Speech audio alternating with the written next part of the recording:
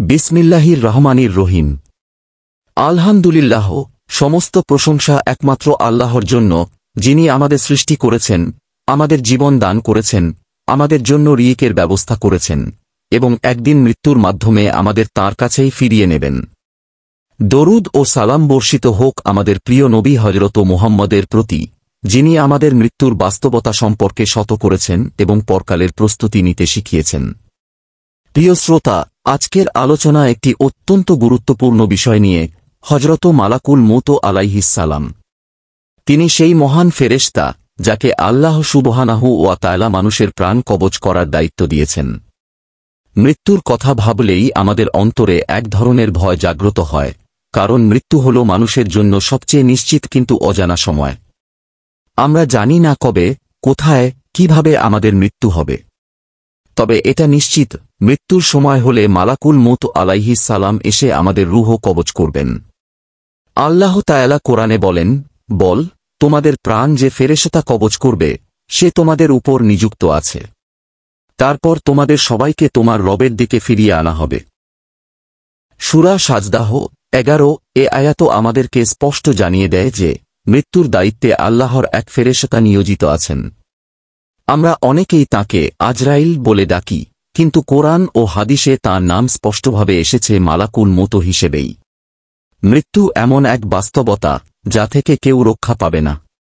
আল্লাহ তাআলা বলেন, প্রত্যেক প্রাণী মৃত্যুর স্বাদ গ্রহণ করবে। সূরা আলে ইমরান 185।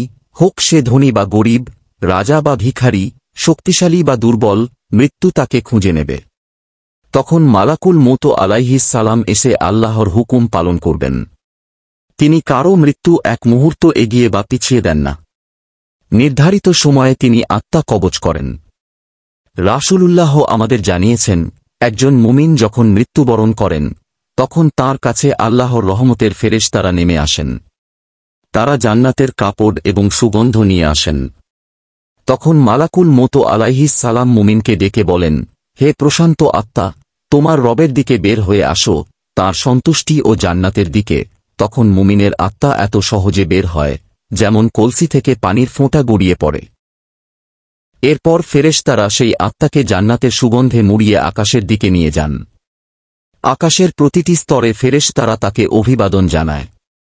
কিন্তু কাফির ও গুনাহগারের মৃত্যু ভিন্ন রকম। রাসূল বলেছেন, যখন কোনো কাফির বা গুনাহগারের মৃত্যুর সময় আসে, তখন ফেরেশতারা কঠিন চেহারা নিয়ে আসে। তারা জাহান্নামের কাপড় ও দুর্গন্ধ নিয়ে আসে। তখন মালাকুল মউত আলাইহিস সালাম বলেন, হে অপবিত্র আত্মা, বের হয়ে আসো আল্লাহর গজব ও শাস্তির দিকে। তখন আত্মা শরীরে ছড়িয়ে পড়ে, বের হতে চায় না। জোর করে টেনে বের করা হয়, যেন ভেজা তুলা কাঁটায় আটকিয়ে টেনে বের করা হচ্ছে। সেই সময় সে প্রচণ্ড কষ্ট ভোগ করে। প্রিয় শ্রোতা, মৃত্যুর এই অবস্থা শুনে নিশ্চয়ই আমাদের অন্তরে ভয় যাচ্ছে। এই ভয় আমাদের জন্য উপকারী, কারণ এটি আমাদের গুনাহ থেকে দূরে থাকতে সাহায্য করে এবং সৎকর্মে উদ্বুদ্ধ করে।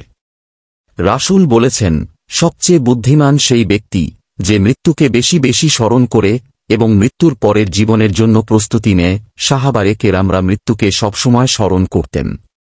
তাঁরা জানতেন মৃত্যু হঠাৎ চলে আসবে। হযরত উমর রাদিয়াল্লাহু আনহু বলেছেন, যদি আকাশ থেকে ঘোষণা হয়, আজ একজন মানুষ জান্নাতে যাবে আর